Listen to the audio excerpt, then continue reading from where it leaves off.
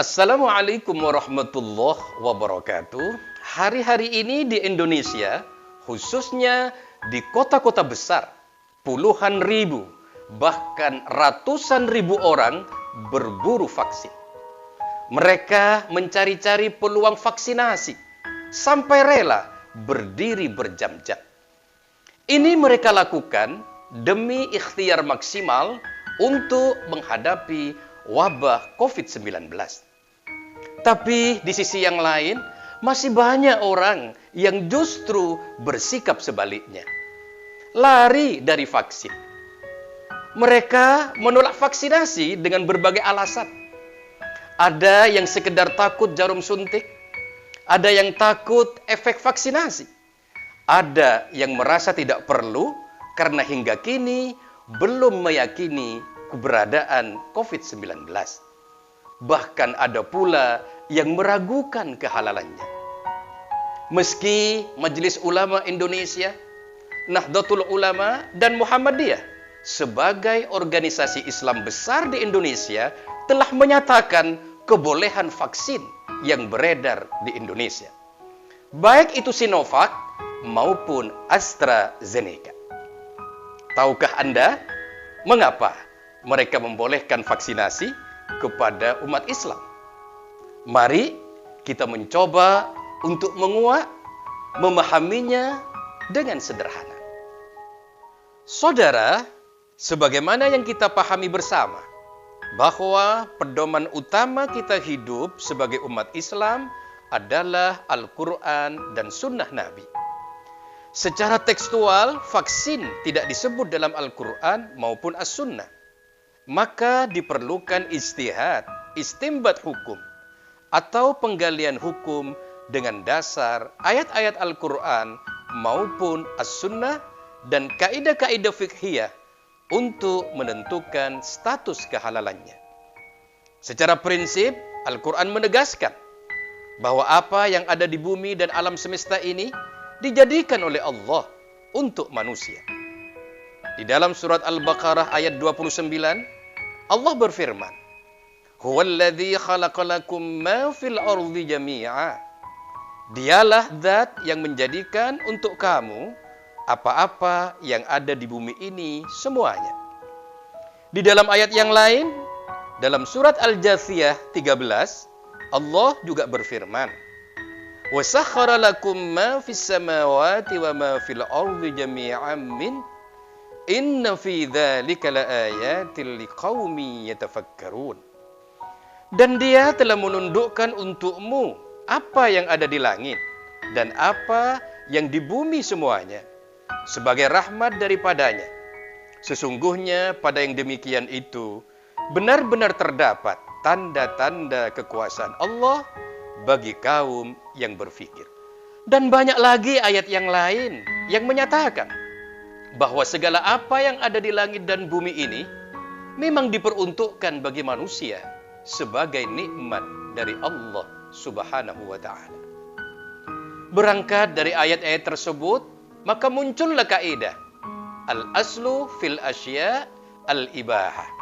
Hukum asal dari segala sesuatu adalah mubah. Illa ma harrama syari' min kitabin aw sunnatin. Kecuali apa yang diharamkan dalam Al-Quran dan As-Sunnah oleh syari'. Saudara, meski demikian, bukan berarti semua yang tidak disebut secara tekstual dalam Al-Quran dan As-Sunnah kemudian menjadi halal.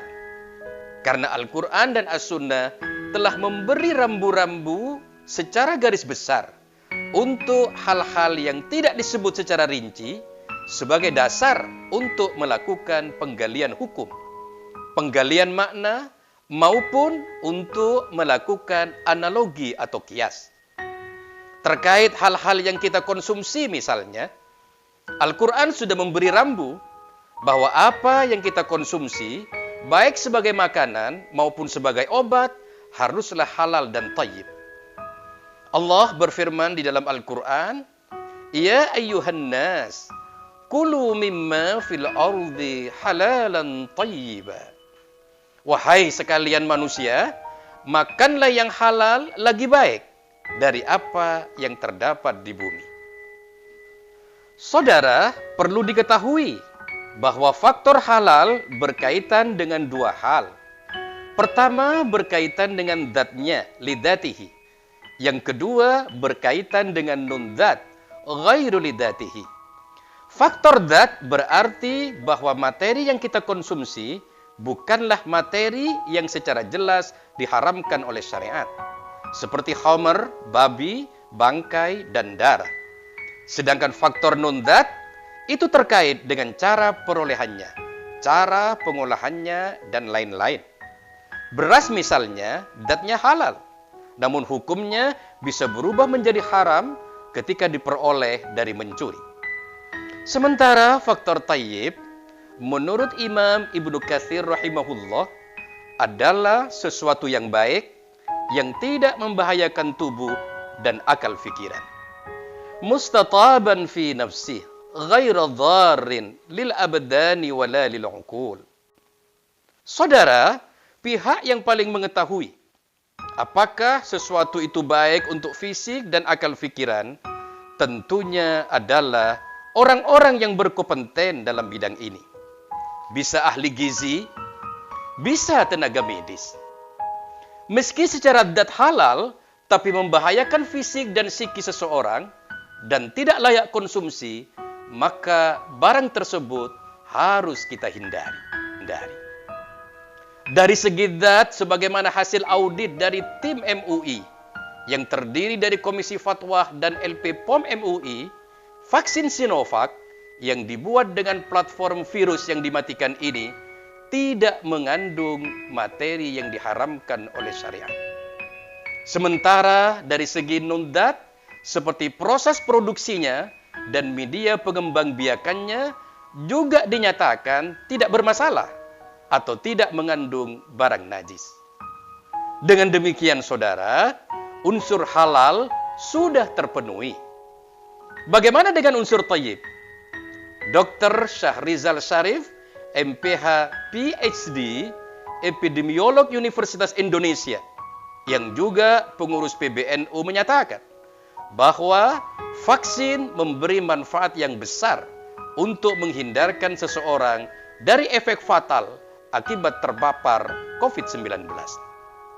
Sementara MUI yang juga diamini oleh Muhammadiyah menyatakan bahwa izin edar yang diberikan oleh BPOM bisa menjadi jaminan bahwa vaksin aman diberikan untuk manusia.